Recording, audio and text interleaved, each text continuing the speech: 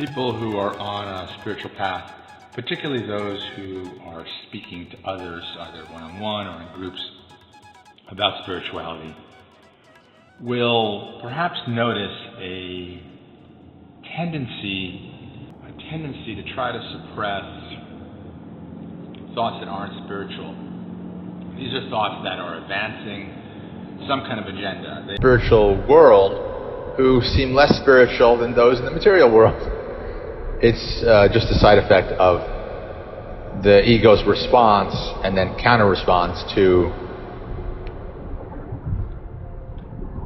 surrender, to humility, to no self. And then you have spiritual teachers, and that's why the title of this talk is Do I Need a Guru or a Therapist? Or both. The enlightened teachers, and I think Adyashanti is probably one of the few who is enlightened, but the things that he has said, and he's just retired, aren't, in my opinion, often very useful, because the way they're going to be processed by lower consciousness is self-doubt, self-incrimination, self-blame. And so one of his quotes is, and the line of thinking is, stop pretending that you're not God, which, you can't just snap your fingers. In fact, the ego is very afraid of that idea that either you are God or that there is no God. It either wants to acquire things or wants to be punished for acquiring things. And again, these are the dynamic and the static sides of the tree of life. You can see Gareth Hill for the static masculine feminine, dynamic masculine feminine. Or I can talk to you about it.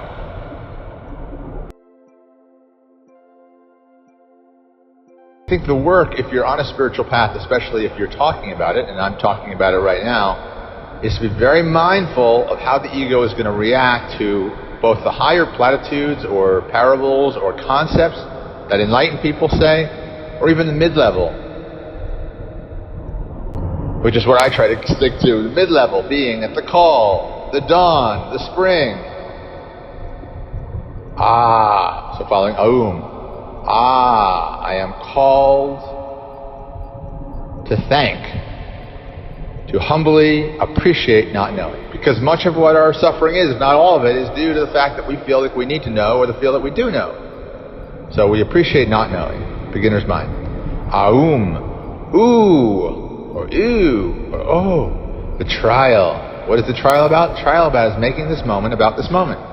We can't make this moment about this moment if we are having some issue around not knowing, some issue around confusion, either believing we're not confused or believing we should not be confused, believing we are good or a situation is good or a situation is bad. 4 quadrant grid relates to that. You've got Au. What's the Aum? As you know, Aum. That's the return to unconditional self-acceptance, the return to unconditional positive self-regard. A therapist, a good one, will model this for you. They're not trying to solve your problems. You come to them with a problem. You're really looking for a life coach. Same thing when you go to a guru. You want this particular thing solved, this condition met. And if you meet this condition, the mind says, then you'll finally be happy. And it could be stuff that's real, like insomnia or the loss of something or someone. You want that solved. Makes total sense. You don't want to hear from a guru or a therapist, although perhaps you really do, that it's about allowing those feelings to arise and move it through the Aum, move it through the call, trial, return, bardo. Because otherwise what we do is when we finish the return and we enter the bardo, we're trying to throw something over the gap. We don't want to be severed from space and time because we still have to solve this particular problem that we brought to the therapist or the guru. And they didn't solve it for us. Or worse, they did solve it for you, and then you're attached to them as the condition for keeping it solved. You see how tricky this game is of spirituality and therapy? It's a tricky game. And so what's happening now, I think it's good, but it's risky, is that therapists and spiritual teachers are overlapping. Their language is starting to merge. Personally, I think the language of spiritual teachers and gurus needs to become more psychological than the need for therapists to be more spiritual-minded in their words. Not in their energy, yes. They need to be purely yin receptive, accepting. And we have Rogers to thank for that. Because Carl Rogers really is the Taoist vision. He totally broke with the others before him and said, look, let's just be an accepting mirror. Let's just be a voice that hears it, and the patient will do the rest. Patient doesn't want that, and a lot of therapists don't want that. They want the ego boost of having solved a person's problems. And so do gurus.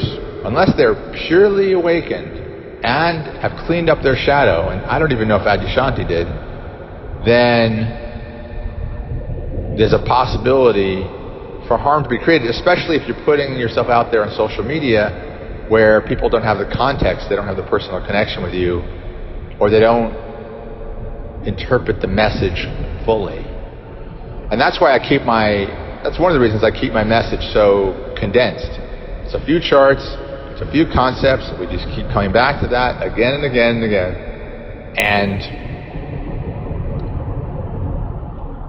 I think that's safer, and you see Byron Katie does this too, just keeps it really mostly around her worksheet.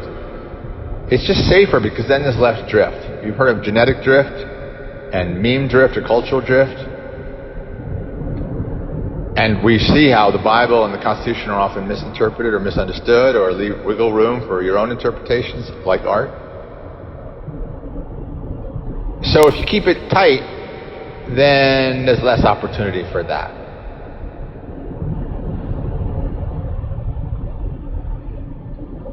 And you can simplify a lot of what I'm saying to just love yourself, and I think that's great.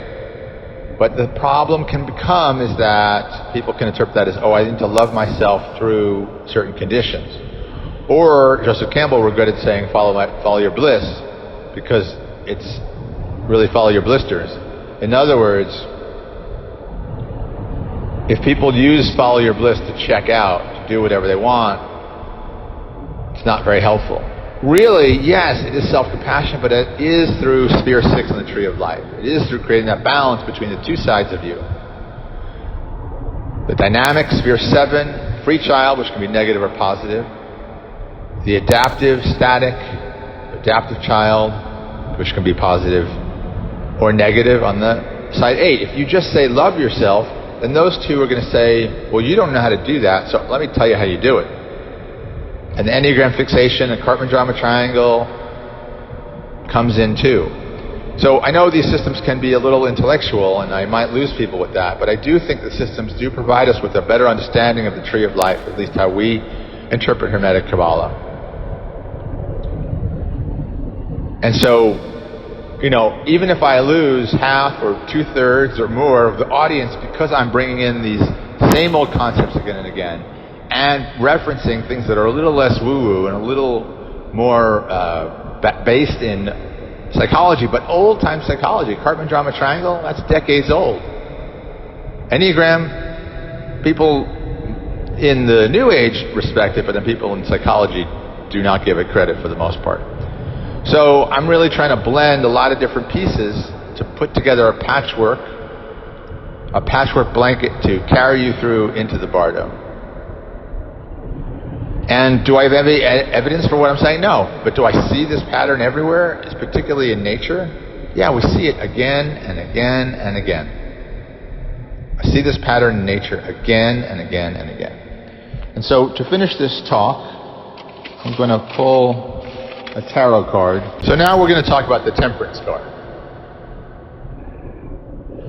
And temperance fits in with this talk very well, in my opinion, because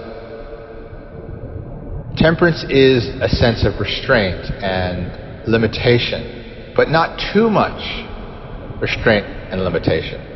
And this, again, is what we're talking about with the two sides of the Tree of Life. One side is pulling you to be dynamic, to create change, to innovate, to mutate, to revolution. But of course, revolution means circle.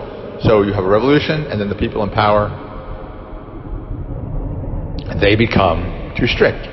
And then you need another revolution. And we see this with Gareth Hill's model. You start at the static feminine. And then you have a revolution. You break free from the mother with the dynamic masculine.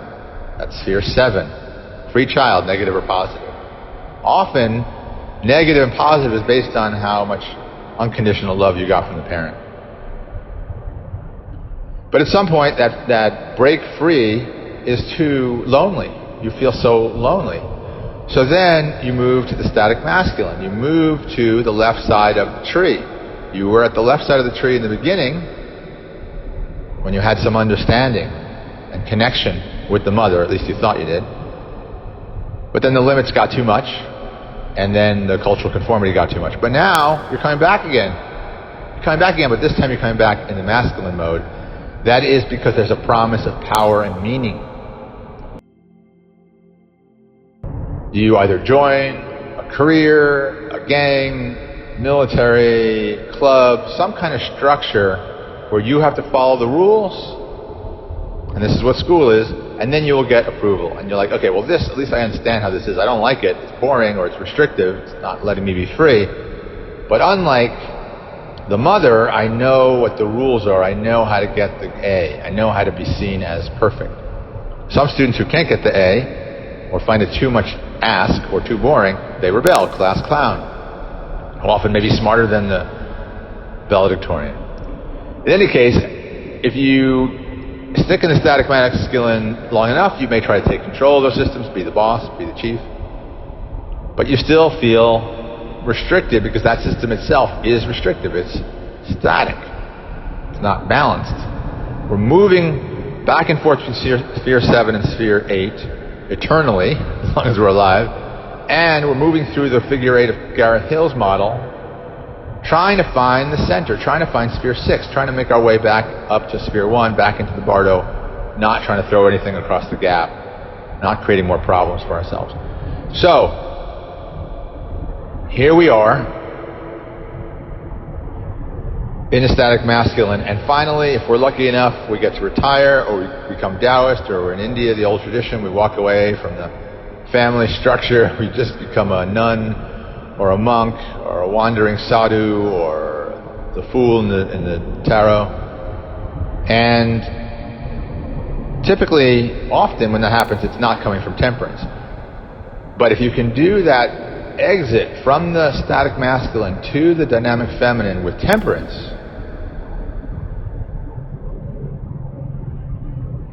then it may be a path to that spiritual state, that spiritual understanding, that spiritual wisdom, that spiritual creativity, that spiritual unity. But it doesn't happen often.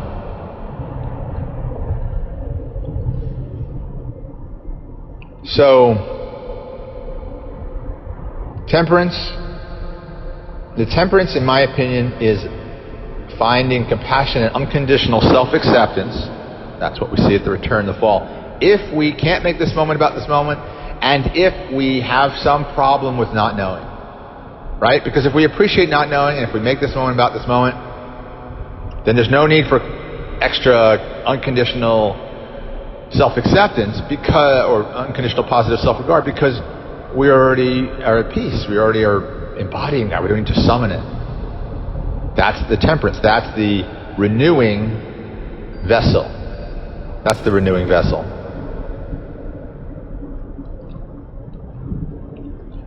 But if we are experiencing unconditional positive self-regard, or if we are experiencing this moment being about this moment, then we're at peace with not knowing. We appreciate not knowing. It's so hard to appreciate not knowing because not knowing is the cause of all our problems. If we only knew how to get what we wanted and how to prevent the loss of what we wanted, we'd be happy. So says the mind. And it would be true perhaps, but it would be conditional.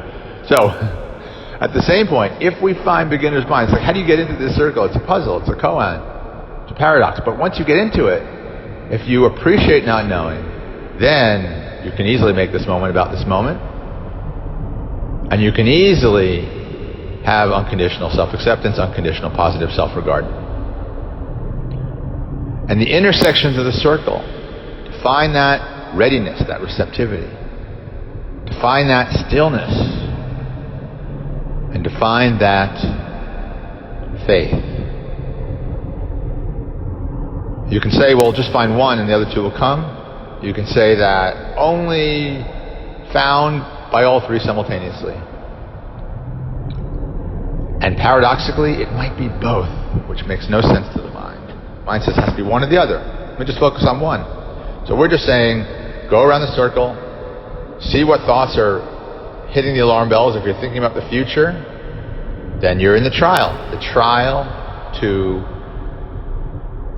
make this moment about this moment. If you're judging yourself, judging others as a projection, judging God, well, in that case, it's time for a little unconditional self-acceptance, unconditional positive self-regard. And then finally, and that brings us to not knowing. Not knowing, should I see a therapist, a guru, or both? Can I appreciate not knowing what I should do? Can I appreciate not knowing if it's a good guru or a good therapist, or maybe they're good, maybe they're too good and their platitudes are too high frequency and therefore they're going to make me feel bad, judge myself. All that stuff can happen. But if you can appreciate that as the ride, well, my friend, then making this moment about this moment and unconditional self-acceptance, unconditional positive self-regard is easy, because you're no longer at the call trying to figure out, oh my gosh, I lost unity, I don't know anything anymore, I need that knowledge. You drop that. No, I don't need that knowledge. I'm here in this space and time, completely ignorant, and all I can ask for is temperance, so that I can find my way to sphere 6, back to sphere 1.